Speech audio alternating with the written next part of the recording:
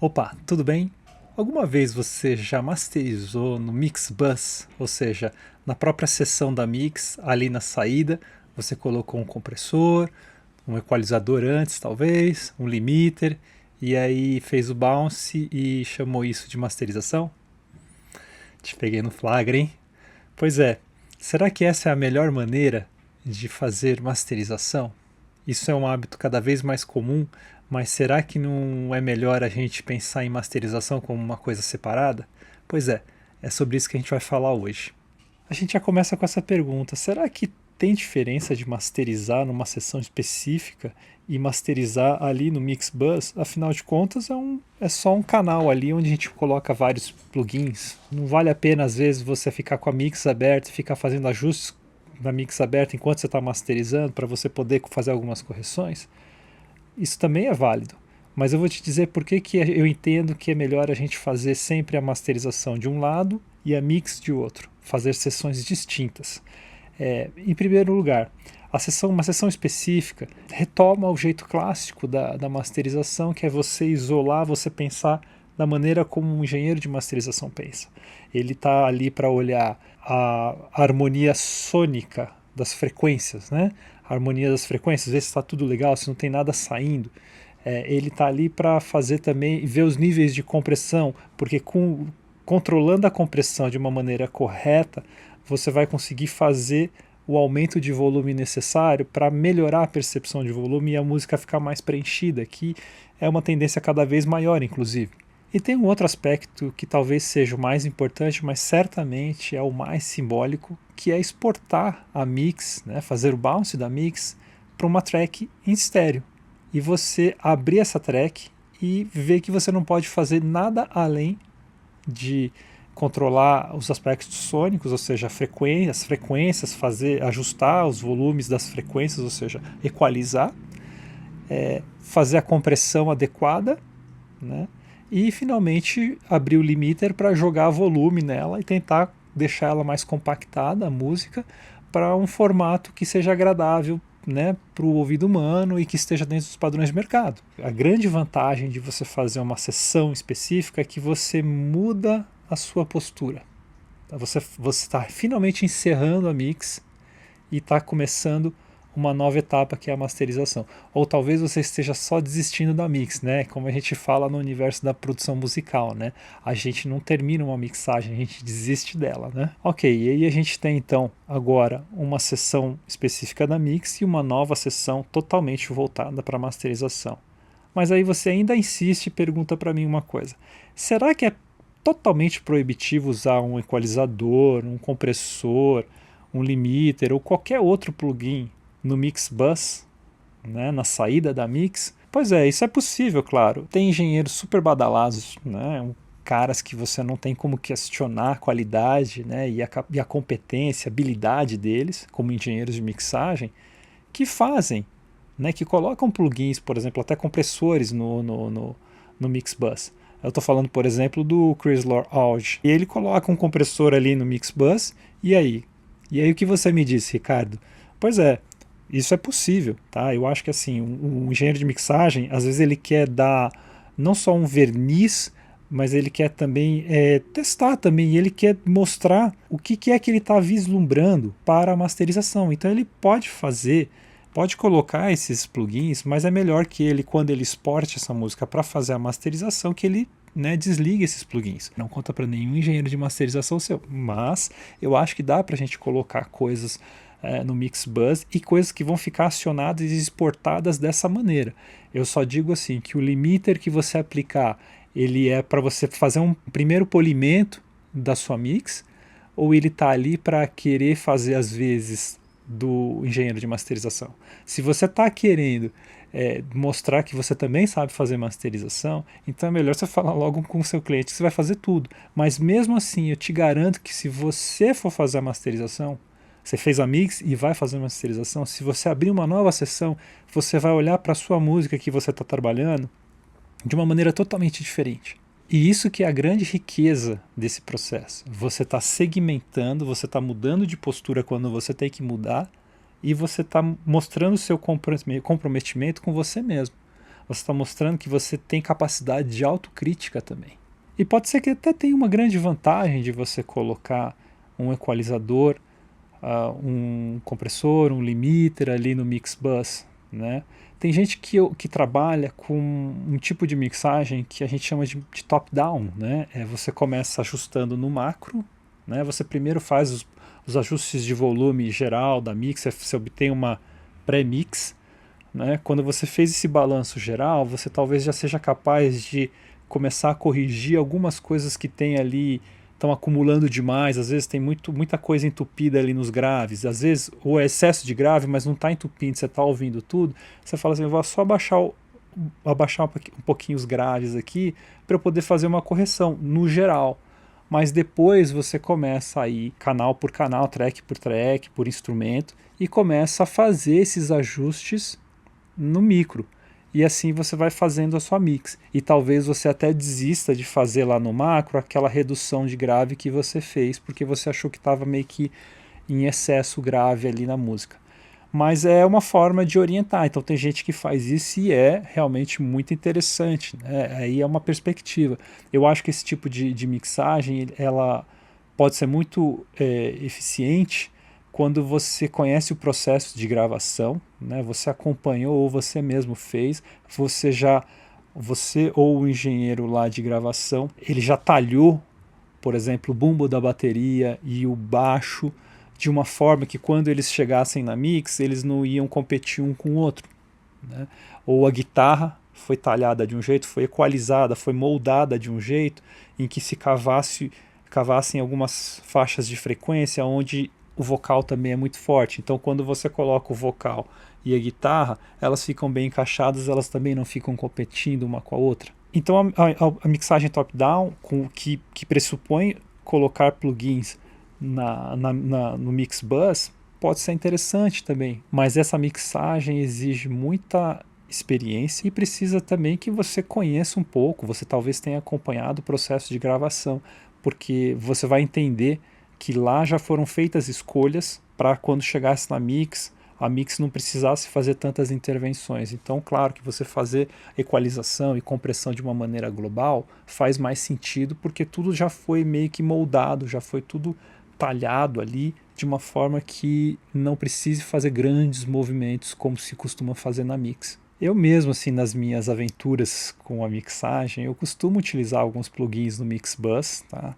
Eu coloco sempre um equalizador, eu coloco sempre um compressor, sempre coloco dois limiters, tá? Porque eu estou testando ali a master, mas quando eu vou exportar, eu exporto sem esses plugins. Eu desligo todos eles porque eu vou abrir necessariamente uma nova sessão, uma sessão específica para masterização.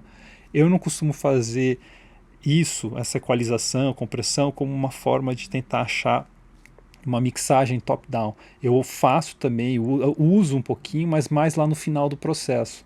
Eu liguei o equalizador, o compressor, os limiters. Ah, legal, a música vai soar mais ou menos assim. Ah, bacana. Ah, aqui, agora que eu vi que comprimiu bastante a música com esses limiters, a voz ficou muito alta, então deixa eu abaixar lá na mix. Beleza, eu só faço esse processo quando eu já cheguei num ponto da mix em que eu preciso testar coisas, né? Testar como que seria ela na masterização. E aí eu faço uns ajustes finais e mando para masterização. Deixa eu te mostrar aqui agora uma sessão de mixagem e uma sessão de masterização de uma mesma música. Essa música se chama Onde Foi Parar, da Ju Cardoso, que acaba de lançar um single nas plataformas todas aí de streaming. Bom, vamos lá, deixa eu mostrar aqui para vocês. Bom, gente, essa aqui é a sessão de mixagem, tá? Vocês estão vendo aqui todas as tracks dos instrumentos e vozes. Aqui embaixo a gente tem os plugins que foram, né, alterando aí os sons de cada track, foram temperando, né, a música. E aqui finalmente a gente tem o nosso mix bus. Eu coloquei um ganho aqui para aumentar a saída e não sacrificar tanto os outros plugins na cadeia. Coloquei aqui um simulador de fita, né, que ele traz um pouco de distorção e também compressão e ajuda então a dar não só um sabor na música, como a domar os transientes. Aqui eu coloquei um equalizador específico, principalmente para abrir um pouco os agudos, dar um pouquinho de brilho na música, um ar legal.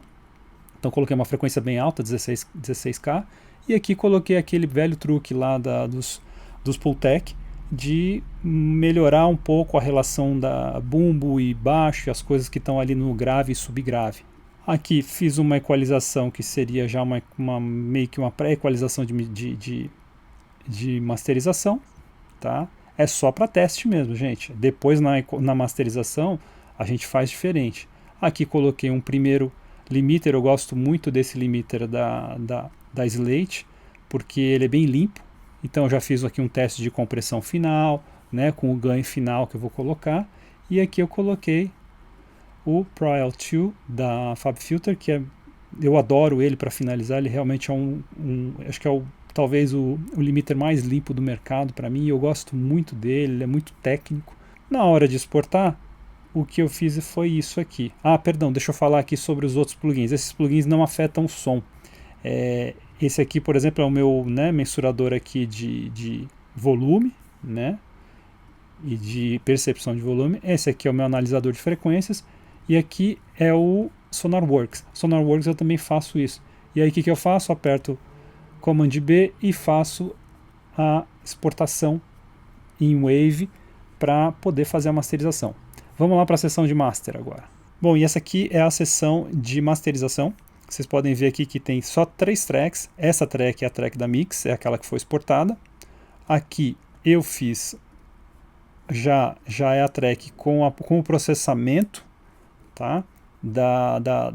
Dessa equalização aqui, né? A gente está aqui nessa mix. Aqui eu fiz um bounce em tempo real, porque eu coloquei aqui, esse aqui é o plugin de entrada e saída do Logic que puxa o sinal dos meus consoles analógicos, tá? Eu tenho um equalizador, eu tenho o Vitalizer, que ele também é trabalha equalização, principalmente graves e agudos, e ele trabalha compressão também. Ele é uma coisa meio completa, ele traz saturação também, então ele é um negócio para finalizar. E tenho também um compressor e um limiter analógico. Então, além dos presets aqui que a gente vai ver nos plugins, eu também tenho ajustes que foram feitos aqui nos meus consoles analógicos. Olha só como aqui os ajustes são muito semelhantes àquele equalizador, aquele FabFilter que estava ligado lá no teste de masterização lá na Mix.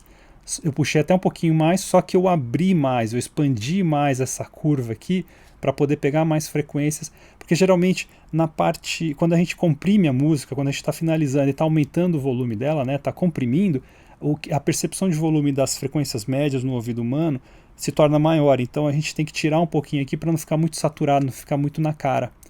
Olha aqui aquele plugin lá da FabFilter também, olha como ele está aqui, ó, novamente, eu peguei provavelmente os mesmos presets ali, né, os mesmos ajustes, e fiz aquele truque, né, de tirar um pouco do grave, né, nas laterais e pôr só um tiquinho na cabeça dessa frequência, que é um truque dos Pultec para trabalhar melhor a relação dos graves e subgraves. Coloquei aquele agudinho aqui, né, para dar aquele ar finalizado de uma música. Também tem aqui, né, na cadeia analógica aqui, uns presets. Provavelmente eu fiz alguma coisa mais para aumentar o volume, uma compressão só para valorizar os transientes, certos transientes, e nivelar um pouquinho mais. E o limiter foi realmente para dar uma compressão geral e blocar um pouquinho mais a música. Aqui, por que a gente tem duas tracks, né? Duas que passaram pelos analógicos e também por esses plugins aqui, né? Isso aqui provavelmente foi uma segunda versão de uma mix que eu fiz, em vez de abrir lá a mix e masterizar lá na mix, ficar ali fazendo, o que eu fiz? Com essa mentalidade de falar, agora aqui eu estou enxergando uma coisa que eu não estava enxergando no teste de master na mix, no Mix Bus. Eu provavelmente devo ter abaixado o volume do vocal, porque no teste de compressão final ficou muito alto o vocal, ou podia ser abaixado, a gente podia socar ele um pouco mais na mix, provavelmente foi isso que aconteceu. E aqui, depois que a gente comprime aqui, ó, a gente ainda tirou um pouquinho mais de médios aqui e reforçou a tirada dessas frequências, porque acontece o seguinte, quando você passa pelos analógicos, um analógico ele traz certos ruídos junto, que são ruídos que são favoráveis para a música. A gente gosta dessa distorção, e a distorção ela vai trazer ruídos, então ela vai aumentar as frequências aqui. Então a gente faz um corte de frequência onde a gente já quase não ouve na música, e aqui também nos ultra agudos a gente dá uma aliviada também. E eu sempre tiro os graves aqui, eu faço uma equalização lateral, eu tiro os graves nas laterais, que é um truque para a gente poder desentupir um pouquinho a música. Aí sim eu coloco finalmente aquele nosso limiter, né, da Slate, que tem também esse compressor, então esse compressor também serve só para dar mais também uma trabalhadinha, uma talhadinha nos transientes para ficar, para a música ter um destaque melhor, o bumbo aparecer melhor, o baixo, as coisas terem um pouquinho mais de dançarem um pouquinho mais junto com as frequências. E finalmente o limiter da FabFilter que eu sempre coloco. Mais ou menos a mesma coisa que estava lá no teste de master, só que vocês viram que aqui eu já fiz algumas pequenas alterações, e como eu ia colocar coisas no analógico, eu sabia também que seria importante eu abrir uma nova sessão, porque senão você coloca muita informação na sessão da mix. Quando a gente carrega demais uma única sessão, a gente fica com muita informação para lidar ao mesmo tempo e a gente não faz essa separação que talvez seja importante para a gente enxergar melhor as coisas. Ok? É isso. Bom, só para a gente encerrar a questão sobre separar a sessão e não, tem também uma questão que vem a reboque dessa, que é, será que vale a pena então que a mesma pessoa faça a mixagem e a masterização? Porque você acabou de terminar a mixagem, beleza, você abriu uma nova sessão de masterização. Ok, você vai com uma cabeça, com uma postura diferente. Mas será que também não é melhor então a gente aproveitar o distanciamento, né? Aumentar esse distanciamento com a adição de uma nova pessoa no projeto? Bom, é sempre isso que eu sempre advoguei e que eu acho que a maioria dos engenheiros de masterização vai dizer. E eles não estão dizendo isso que é como uma forma de preservar mercado para eles, não. Eles se focaram nisso porque realmente masterizar exige um treino constante e é melhor que a pessoa que faça sempre o mesmo tipo de atividade. De repente você fez todo o processo, todo o grande processo de produção musical.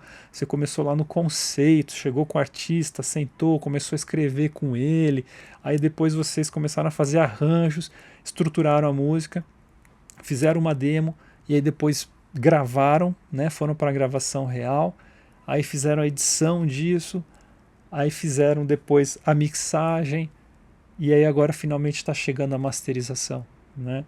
É muita coisa para uma só pessoa. É possível isso acontecer e ficar muito bom? Sim. A gente tem milhões de exemplos, tem produtores que fazem isso e gostam muito da ideia e preferem, né?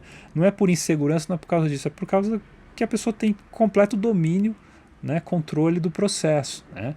Ela gosta de fazer isso, mas no mais das vezes a melhor forma é segmentar. E eu vou dar um exemplo muito bacana que contraria um pouco essa perspectiva de que cada pessoa, cada etapa tem que ter uma pessoa distinta.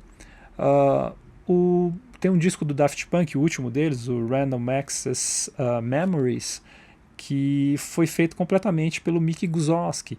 E é incrível esse disco, né? Esse disco tem uma naturalidade, só que ele foi feito assim, ele foi digerido ao longo de muito tempo, né? O processo de produção todo foi feito no momento, as gravações teve várias sessões em estúdios diferentes, então claro que às vezes aí até era melhor que tivesse uma única pessoa mesmo fazendo, porque ela conhecendo o resultado que eles estão pensando, que o artista e ele produtor estão pensando, ele também vai ser o engenheiro de gravação, ele vai no estúdio, ele sente uma coisa, ele fala, beleza, deixa eu ajustar essas coisas aqui, porque eu tô com tudo na minha cabeça aqui. Então fez sentido, e é um dos discos mais bacanas, mais bem produzidos de todos os tempos. Mas, no mais das vezes, a maioria dos trabalhos é feita de forma segmentada. Tem o produtor que é meio que o gerente geral da coisa, ele está supervisionando, ele está olhando tudo, ele está dando a direção artística. Ele tem um engenheiro de mixagem específico, tem engenheiro de gravação, às vezes engenheiros de gravação que são focados em vocais, e outros que são específicos para cada instrumento.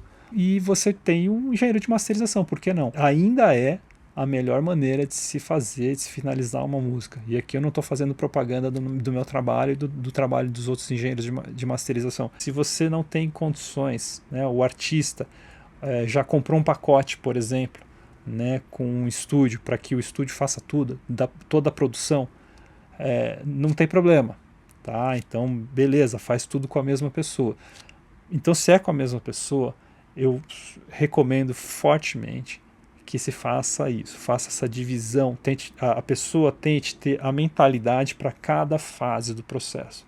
E a fase de masterização é a fase mais objetiva, é a fase onde a gente analisa a parte de uma forma quase científica a música. Tá? Em muitos aspectos acaba sendo científica, sim.